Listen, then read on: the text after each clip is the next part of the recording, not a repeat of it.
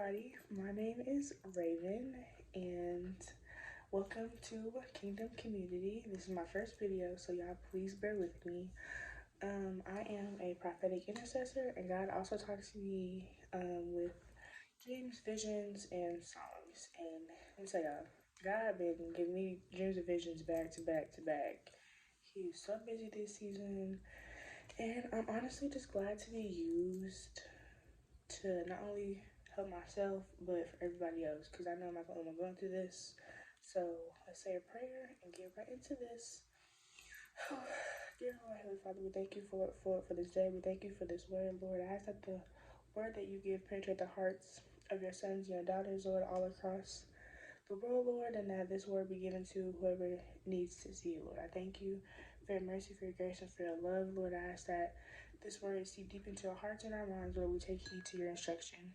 In Jesus' name I do pray. All right, y'all. So, I had this vision like, see, a year ago, this same time frame, this same like summertime, I had this vision a while ago. Now, let me give you a little backstory. I wasn't as close to God. I wasn't as intimate. I was still doing what I wanted to do. I was in the world, not following instructions, like, being wishy-washy, in and out, hot and cold, that type of thing. And I was messing with my kingdom spouse's counterfeit. And when I say counterfeit, I mean, y'all, he was literally like him, like almost to a T, but wasn't him at all. And so I was messing with him, because honestly, I'm not gonna lie to y'all, I was bored. And I wasn't getting what I wanted from my kingdom spouse. So I was like, well, why not? I mean, he doing it, so how come I can't do it? Even though I knew better. I'm just, full disclaimer, I knew better. I knew better. But then God gave me a vision. And back then, I was like, well, I mean, maybe that could happen, but like I wasn't gonna take it serious. But I had this like I said, sometime last year. And the counterfeit, like, he was giving off energy. Like, he was saying the correct things that I wanted to hear and things like that. Thing is, though, I never saw him in person, like, ever. I always texted him, but never talked on the phone, never FaceTime, always just straight text, Because I knew that I didn't really like him, but I was, like I said before, I was bored, I was doing what I wanted to do. So God gave me this vision that if I kept talking to this counterfeit and, not heed what he said, and then when my kingdom spouse came back around, just, immediately blocked him and went back with my kingdom spouse, he was going to end up stalking us because I let him on, play with his feelings, and that, that of course is not right. And so, kind of like God was showing me in the vision that the counterfeit would do anything to hurt either one of us because I left him, you go with somebody else, And when people's feelings are involved, it's emotions, people, like, it's nothing is funny or, nothing should be joked about a heartbreak, okay?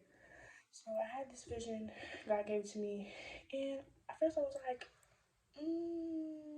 Lord, I don't know if I really want to leave him alone. But eventually, I did leave him alone. Okay, so like I said, this vision came from like basically a year ago from today. So y'all just stay tracking with me. It's a lot to track with me. So on the 1st of July, I had a dream. So in the dream, I was in the car, dark outside. I was walking to my apartment and I was on the phone with my kingdom spouse. And we all lovey-dovey, like, but I walk inside to our apartment, I leave the door wide open. Mind you, I'm still on the phone with my kingdom spouse. The door is smooth wide open, like, open. I walk in, and I get this weird feeling even in my dream. I tell him on the phone, I'm like, babe, I feel weird, like, I feel like somebody's watching me. And, like, in the dream, I remember I could feel, like, my heart was just dumping out of my chest. And even in the dream, I was having a vision, and the word danger in my mind popped in my mind. It was like red flashing letters in my mind popping over, like, danger, danger, danger. And so I was like, I feel so weird. I remember, like, my heart was racing. Like, I just feel like something bad is going to happen. So I remember in the dream, I walked to our balcony. We had a balcony. I walked to the balcony. I looked to the right, nothing there. Mind you, I'm still on the phone. I looked to the left, and I looked down, and there's somebody looking back up at me, and they weren't all black. We made eye contact, and they run to get to my apartment. And so I dropped the phone, and I was sprinting, y'all. I raced to the front door, try to close the door. So they get to my door, I'm at my door, and at this point, it's a battle. It's a full on battle. They try to get in, I'm trying to push them out. It's a back and forth, back and forth. And in my mind, I'm like, I know that if this person gets in, they're gonna kill me. Like I know. I knew in my heart of hearts. I knew in my spirit, even in this dream, that if I didn't get this door shut, they were gonna kill me. And I think if I can recall correctly, it was a counterfeit at the door. Not a counterfeit. And she had a knife in her hand. And I remember I was like thinking about like my human spouse and my family, and I was like, I just can't get in because she's going to kill me. So we're in this battle. I'm like, please, Lord, no. And I said that, and the door shut. And like, even though I didn't lock the door was sealed. I knew because I called on God's name, the door was locked. On the other side of the she was just banging on the door. She's like, boom, boom, boom, boom. Like, she's mad that she cannot get in. And so, like, I remember, like, I'm like, like in the dream, I'm like huffing and I'm puffing, and I'm like hands just like shaking. And so I pick up the phone and I'm crying. I'm like, baby tries to get in, tries to get in, like she just tries to get in, she tries to get in, she tries to get in. And then the dream ended. So first thing God gave me was my door was wide open, wide open. I'm not gonna lie, y'all. First thing God said was, get off of the phone. I don't know who this is for besides myself. Put your phone down. Your phone is a huge distraction to your surroundings. Get off of your phone. Put it down. When you get inside somewhere safe, then you can pick up your phone. And even then, still, look at your surroundings. He told me, look at my notes. He was like, do not get distracted being on lovey dovey with your human spouse. That you don't pay attention to what's around you. I was like, kind of like, Lord. I was like, you right? Because I be on my phone. I be on my phone in public. You right? You right? And so, I'm not gonna lie, that dream was kind of, it was scary at first. I'm not gonna lie. I was like, Lord, what is this? And so, he was talking to me and he was like, you need to be alert. I know that this word should be a confirmation because when he gave it to me and then it got confirmed to somebody else. This word should be a confirmation. This word also is not for everybody. Let y'all know right now, this word is not for everybody. Take this word back to God. Take it back to God. Please do not ask me in the comments if it's for you because I can't tell you. Take it back to Abba. I cannot stress that enough. If it's for you, he can tell you how it pertains to you. I'm telling y'all what he gave me and how he gave it to me. Okay? Holy Spirit. Okay. So God said, be alert, pay attention, and do not get distracted. Like I said, especially with phones, put your phone down in public and pay attention. Okay? And then he led me to two movies, Obsession. Well, it's called Obsessed, and then the other one's called Acrimony. If you know, you know. So the first movie, Obsessed. Well, first, let me give y'all the definition of obsessed. Obsessed means to preoccupy or fill the mind of someone continually, intrusively, and to a troubling extent. Another definition is to be obsessed of a person means be preoccupied with or constantly worried about something. It's from the late Middle English word. It's from late Middle English. Excuse me. In the sense to haunt, possess, referring to an evil spirit. Now, haunt, possess. Keep those words in mind. So, obsess comes from the Latin word besiege, and besiege means to crowd around oppressively, surround, and harass. Harass. Okay, so I said haunt. Haunt means a place frequented by a specified person or group of people. Possess in the archaic definition means take for one's own. Okay, you guys said I'm taking it for my own. Possess. And then another definition it gave was complete power over someone, can have complete power over someone and can be manifested through their speech or actions, like of a demon or evil spirit.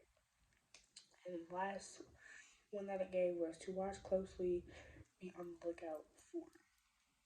Okay, y'all. So with that in mind, the movie Obsessed, y'all know with Beyonce and Idris Elba.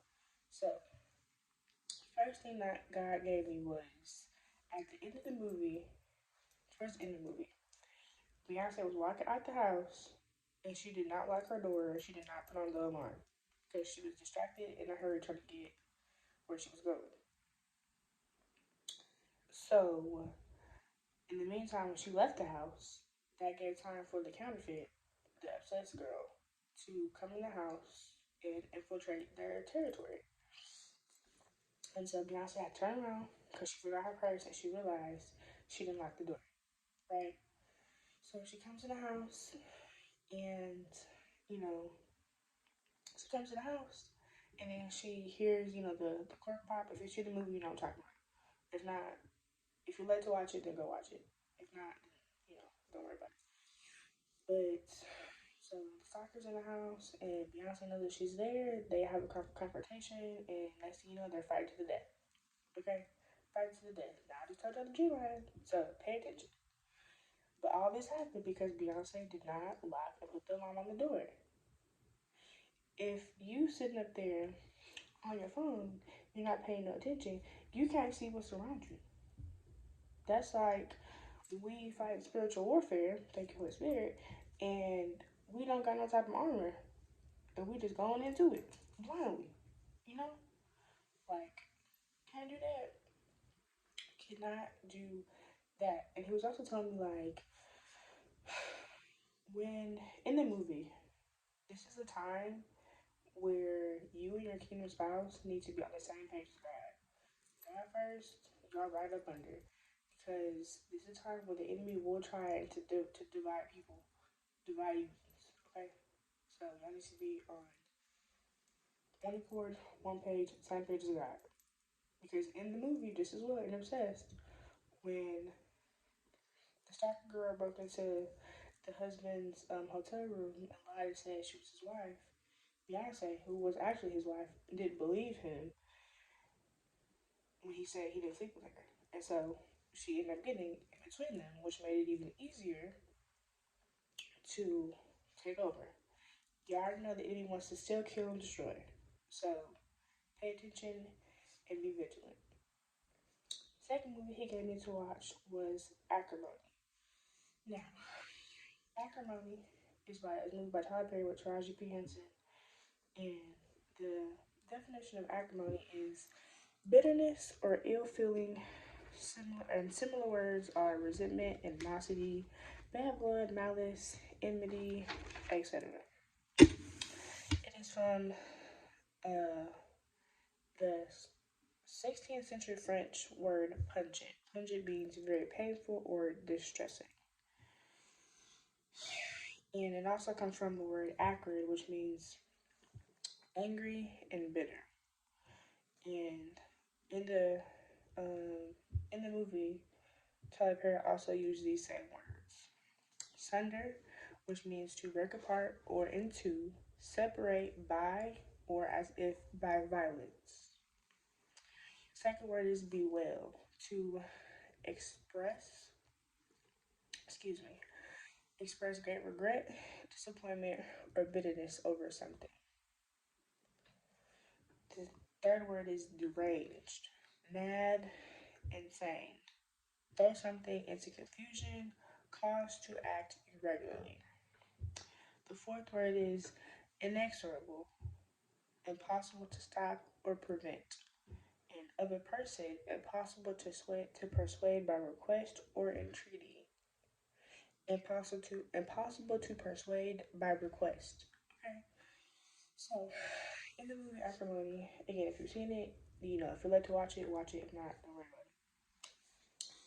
But in the movie Acrimony, there was a husband and there was a wife. They were together. They ended up not being together.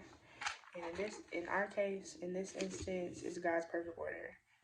Counterfeits and kingdoms process don't belong together. God's putting those orders, and they're coming back. So, in the movie, the husband goes with the woman who believed in him, and he lavishes her. He lavishes her like with the lifestyle that he was gonna give to his previous wife, but they got a divorce. It wasn't meant for her. So, the ex-wife in the movie was harassing the husband and his new wife, harassing them, stalking them, doing every little thing she could to destroy them, try to come in between them, and things like that. And at the end of the movie, she tried to kill him and tried to kill the new wife, all because she could not have what they had. And mind you, I just told y'all the word possess means to take somebody else's stuff. Okay, what did it say? To take for one's own. Take for one's own, right? Now we all know that's not how that's gonna happen, but it's a call. Please be vigilant. Pay attention, okay, y'all. Please pay attention, okay? Please, please.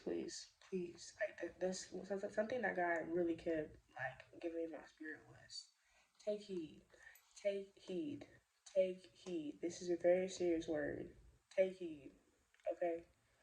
There are hurt feelings involved, and people are not happy that God's perfect order is coming through, and that's on them. One thing God told me was do not try and reason with the demon. Demons can be reasoned with, okay? And even in the midst of chaos, do not turn from God. Doing this especially, we all need him, okay? We all need to be on one accord because he's the only person who can get us through this. Okay? Prophet told me, don't be afraid. Don't be afraid. Because y'all know he's almighty, he's protector. He got us. Right? Don't be afraid. Also told me, let him lead and guide you. Because none of us can do it by ourselves. We cannot do it by ourselves. Don't try. Do not get self-righteous. I don't know who this is for besides myself.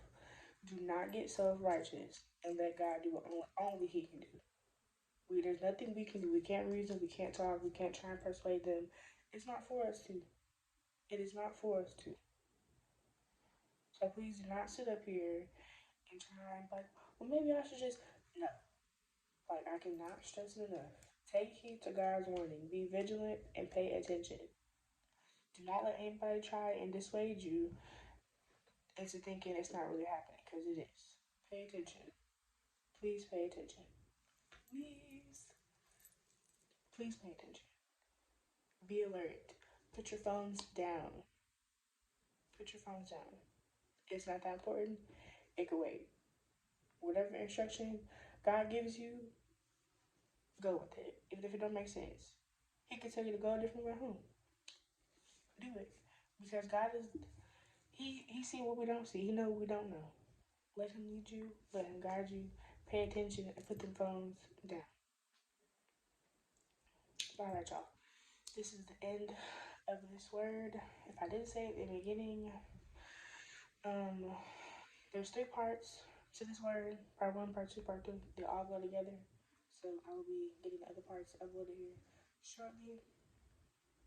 But again, welcome to Kingdom Community. Alright. Like, comment, share, subscribe. Remember y'all, this word is not for everybody. Please take it back to God, okay? I can't stress that enough. Take it back to God. Because only He, and only He, can tell you if it's for you or what He needs you to get from this. Okay? Remember, I am just a vessel. It's not up to me, it's up to Him. Alright? Love y'all. God loves y'all. And God bless. Bye. Oh yeah, I was saying goodbye. Give me a second. I forgot the scripture. Scripture for this is Psalms 21, 11 through 13, Isaiah chapter 43, verse 4, Isaiah 43, verses 10 through 13, and Isaiah chapter 43, verse 5. Okay, y'all. Bye.